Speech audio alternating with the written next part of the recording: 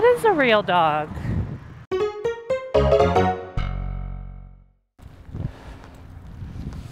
Why is this person going so slow? Call me paranoid, because I know I am.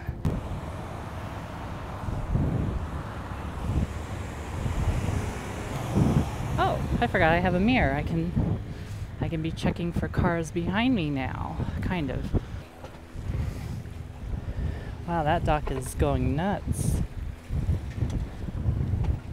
Can you hear it? Sounds like it's falling apart.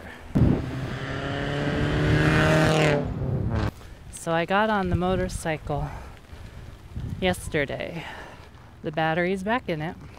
However, it's having an issue starting. I don't know what it is. I think it's, well, actually I do.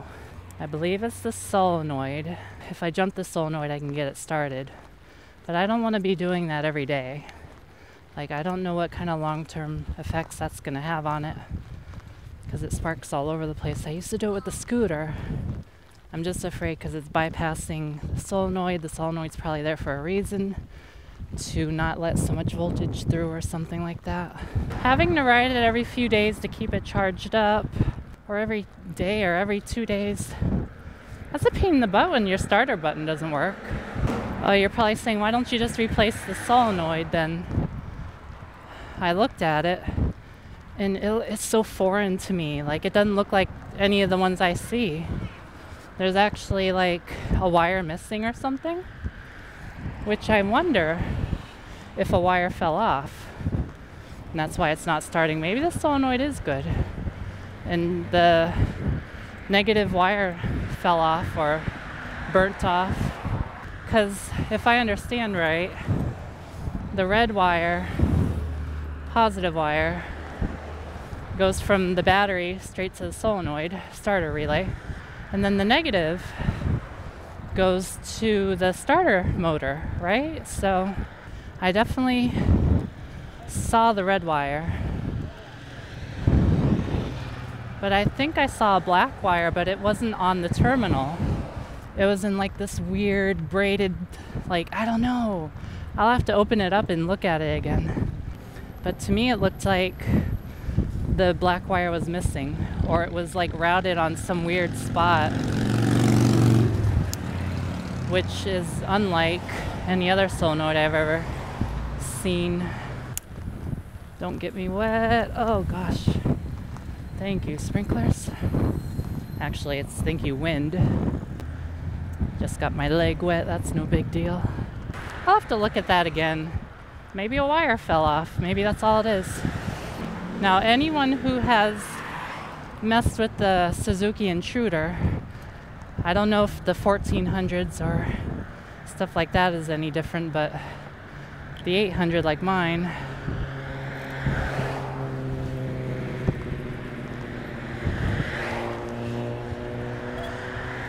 alright, this is a bit of a bind.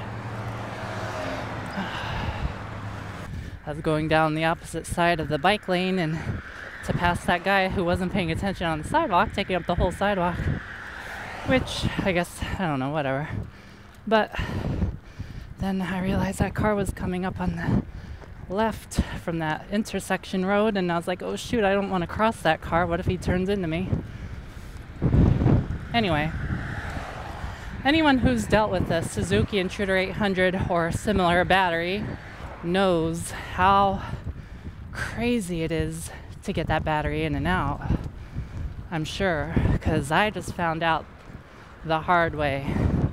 Getting it out was one thing. Getting it in, oh, I don't ever want to do that again. It took, 2 hours? Simply to get a battery in. Because the cover for the battery is so tight, like you don't even have a quarter of a turn on your wrench.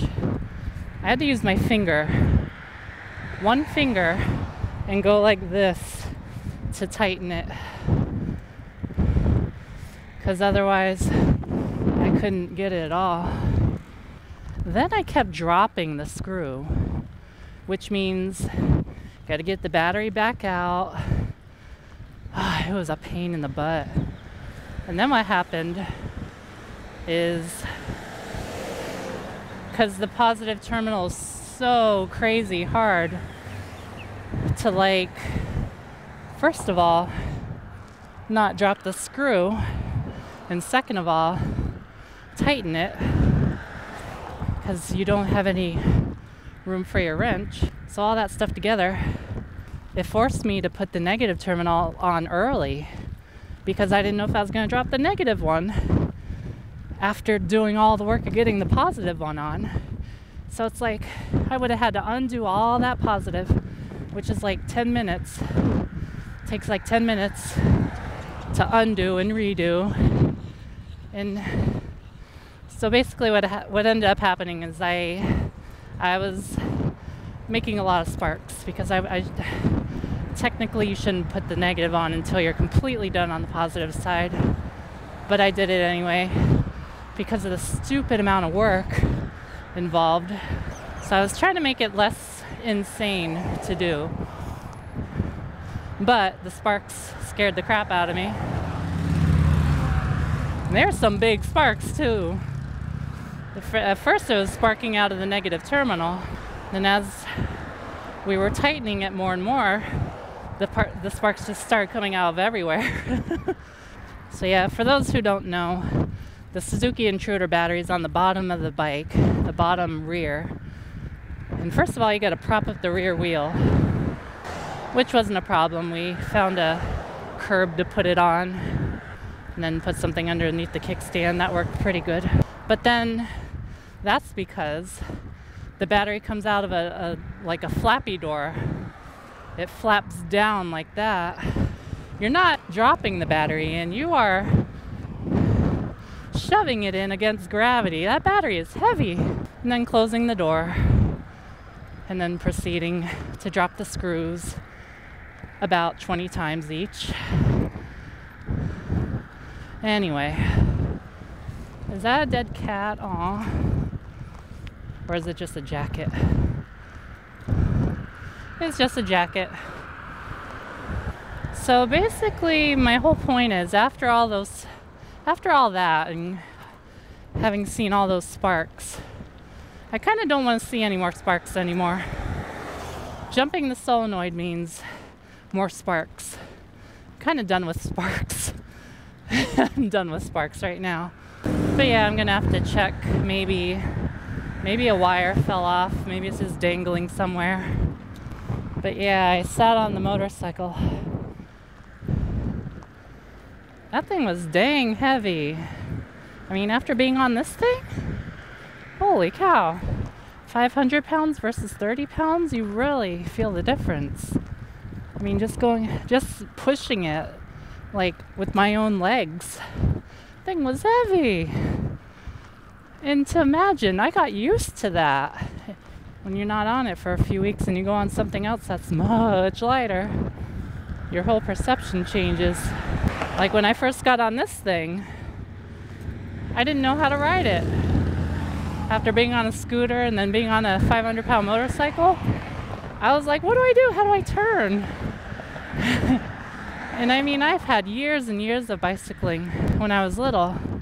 So it's just really funny how being on something just two wheels still, but different, can totally, I mean, after a minute you get used to it again. But for real, it's so different. He's not looking this way at all. He doesn't even know I'm here. He had no idea. There could have been a pedestrian walking in front of him. Pretty funny. I think the first U-turn I did on this bicycle, when I was still first getting on it, I tried to do a U-turn because, you know, I've been doing that on the motorcycle a lot. I was like, I'll see how I can do a U-turn on this thing. I did worse than the motorcycle. I did this big old wide turn. And I was like, oh my gosh, I could do better on a 500-pound motorcycle than that. Of course, now I've been on it a couple weeks. I'm a lot better now. Just took a little bit of practice. Hey, squirrely. It just goes around and around. I don't know what the point of it is, but it's cool. Oh, you didn't have to leave. Here's the spiral. I had it all to myself just then.